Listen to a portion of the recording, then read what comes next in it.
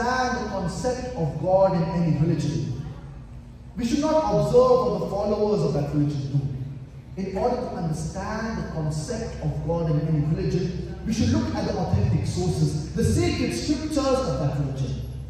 Therefore, the best and the most authentic way to understand the concept of God in any religion is to try and understand what the scriptures have to speak about Almighty God. As far as today's topic is concerned, the concept of God in major world religions, we will inshallah be discussing 4 major world religions of the world: Hinduism, Judaism, Christianity, and Islam. First, we'll discuss the concept of God in Hinduism.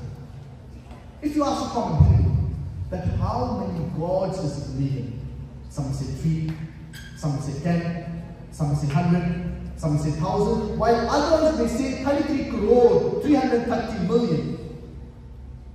But if you ask a learned Hindu who is well versed with the scriptures, he will tell you that the Hindus should believe and worship in only one God.